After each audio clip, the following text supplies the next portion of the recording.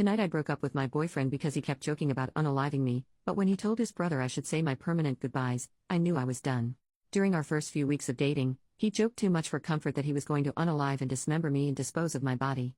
Maybe out of context, I'm being dramatic. He's very sarcastic and has dark humor. But to me it wasn't funny and caused me so much anxiety because I know the statistics. I talked to him about this. I told him repeatedly, stop joking about unaliving me. He kept on with the jokes, until I finally told him that those jokes literally scare me. He apologized and seemed to feel bad that his jokes made me scared of him. Tonight we were over 3 hours late to meet with his brother to play games, watch movies and eat dinner. When I was talking to him about us being late, I noticed he sighed deeply, clenched his fist and looked down at it, as if he were making the conscious choice to not punch me. Weird. Then, as I was saying goodbye to his brother, he comes into the room and says she should say her permanent goodbyes. I asked him what the heck? He said it was a joke. I asked, how's it funny? What's the punchline? Please explain to me how that was supposed to be funny? He couldn't answer. I didn't want to get in the car with him. I walked off and thankfully my roommate picked me up and drove me home. He called later and I told him I'm done. He's a good man other than for the jokes about unaliving me. We talked about it and agreed that he wouldn't joke about unaliving me anymore, but then he did it again tonight, and doubled down that it was just a joke and that actually I'm the problem. I started telling him, again, about how often women are unalived by their husbands and boyfriends and that's why the jokes bother me so much, but he interrupted me to say SEKU. So I hung up and blocked him. All of this really sucks because my roommates say I should just talk it out with him and give him another chance because they can tell I really like him and he really likes me. But I already did that. I thought we were past the homicide jokes. Then he did it again tonight while he was angry with me, and it caused me this awful feeling in my gut that I needed to not get in the car with him, and get away from him. I've had boyfriends and male friends in the past. None of them have ever made jokes about unaliving and dismembering me, especially multiple times after I told them to stop. Have you had friends or boyfriends that make jokes like this? Where is the humor in it? What would you do in this situation? Small update in the same post, the next day. Thank you everyone for your overwhelming support. Also thank you for the important links and resources in the comments. I've learned a lot and share them with my friends. I love this sub. I haven't heard from him and he hasn't caused any trouble since the breakup. If anything comes up I'll update this post. Top comments. Commenter number 1. When I was a teenager I would go driving around country roads and around our smallish town with male buddies from school. I'm a woman, and one night my really good friend thought it was a good idea to make a joke about chopping me up with an axe. I got really terrified because it was just an overwhelming and scary thing to hear and I started to cry. The immediate regret was obvious in my friend's eyes and he genuinely looked mortified for having scared me so bad.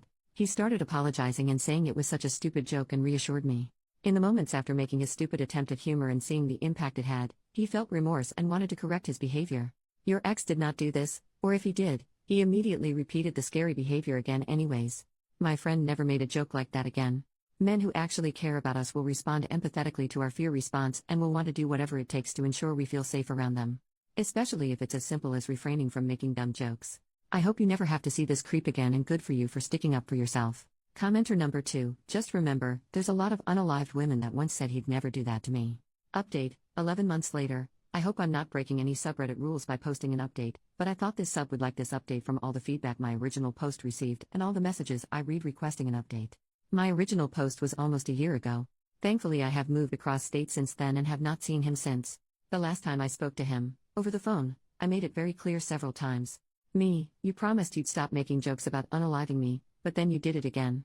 Me, you realize the greatest threat for women is being unalived by their boyfriends and husbands? They are most likely to be unalived by men they know. All he had to say? Hey OP? FCKU. So I hung up. I ghosted him after that, blocked him on everything and alerted my employer if he showed up that he was a threat. However, he sent me an email in an attempt to. I don't know? I'll leave you to draw conclusions because I really can't make sense of it, but it is pretty long. The email he sent me. Dear OP, spelled with numbers, he got my name wrong multiple times and it became a joke, which is what he refers to here. I don't really know how to go about saying that I am empathetic, as I'm a me-pathetic mess. But I do feel, I can understand, and I have recognized. My actions have consequences. Clearly. I thought I was being reasonable. I gave you time and space. I wasn't sure how long I needed to wait, or if I should just do nothing, but I didn't know you had even blocked me, until today, as I had not called, and only texted that first day, expecting nothing back, yet now I understand. I should have known. I tried to call you tonight though, despite my better judgment. That's when it hit me hard. It's been almost 2 weeks. I know you don't want to be in a relationship with me, but I wanted to end this civilly, I could hope at least. On terms that we both could live on, amicably, or me, since I didn't have a choice. That terrible night was booze-ridden and unfortunately for me, the end of us. I didn't get any chance, but I made my choices, and I was cut out of you, Like the cancer I became, regardless of how much I remember, due to my memories being cut down by Irish whiskey and high haste focused. You ghosted me. Now I know how that feels, as I have done that to others. I deserve this. It's interesting because you mentioned to me that I never had to change my number in my last relationship over 5 years ago, because all I needed to do was block them. Damn, history not only repeats itself, but can be effing ironic. I lost one of my best friends. I lost you. I have been hurting OP. This hurt even more when I realized you don't even want to communicate with me. I would ask why? But I know it's because you hate me, what you think of me, what you think I am.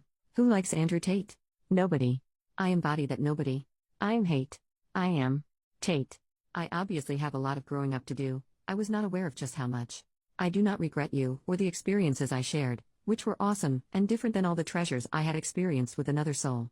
We had so much in common, and yet, the few things we didn't shaped itself into a shadow that blocked our light, your light. I regret not realizing that perhaps, I was just not ready. You are so beautiful and awesome OP, and I hate hurting you in any way, especially since you deserve so much love, and instead I gave you fear. You however only gave me happiness, you made me feel wanted, so much so that it blindsided me. I haven't been that happy in a very long time, and maybe that's why I fell for you so hard and so fast, as I had been in the dark for years, and your essence got me as high as a kite. I could see the sky for once. I was flying. I had been grounded since I had lost my wings a few years ago, and it showed. I started sinking in the sands of time. In bottles. In gates drowned by my fears. My brother lost a friend because of me. I lost because of me. I may be a good person, that does bad things, but I did a bad thing to a good person. It scares me to think that, when we do, and it will inevitably happen, as it's a small town, run into each other, you will fear me. And I will fear you. I don't want that. But, I made my grave. And I suppose I need to sleep in it. I will not call you again, as I did tonight, as much as I want to. You can always call me, but, I am aware that is about as real as my dreams coming true. I have respected your space. I haven't tried to suffocate it, or breathe your air. I just wanted to bury myself with a little dignity today, considering that I must be public enemy number one.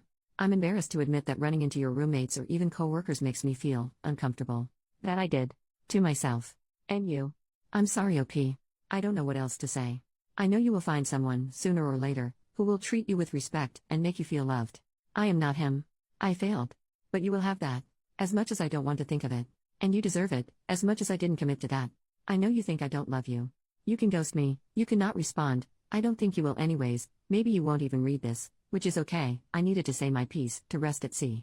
But you can't take away how I felt. Or how I feel at all. Maybe that was the problem, I was too much. You thought I was just a blimp in time anyhow, and now, that blimp can finally sink. In time. Edit, thank you for all the support. I love this sub. No way he will ever hear from or see me again. Now I live in a new town, new home, and with a great man that respects and appreciates me. Some of OP's comments. Commenter, people talking about this man being sociopath, psychopath, narcissistic. To me he sounds like a generic boy that is trying to verbalize his emotions for the first time. I don't know how old he is, but it reads like the letters my first boyfriend at 20 years old sounded. Trying to be poetic and funny and failing at both. And just word vomiting emotions without fully understanding them. Yeah, that's just a normal dude learning his actions have consequences for the first time. OP, he's like 40. Commenter number 2, him talking about alcohol makes it make sense. All the more reason to keep him blocked though. If he's making those jokes while drunk, there's a non-zero chance that he actually did fantasize about unaliving and dismembering you or someone else. OP, most of the time when he made the jokes he was totally sober. Commenter number 3, I read through your first post. The dating phase is when you get to know somebody. Take your time to do that before more commitment. He is a nutcase. I doubt he ghosted anybody and he is trying to say things that make himself look better. OP, we weren't together for long at all. I was initially attracted to him because he was cheerful, happy, charismatic, kind, considerate, and handsome. Then the mask fell off. But I am glad he showed me who he is so early on.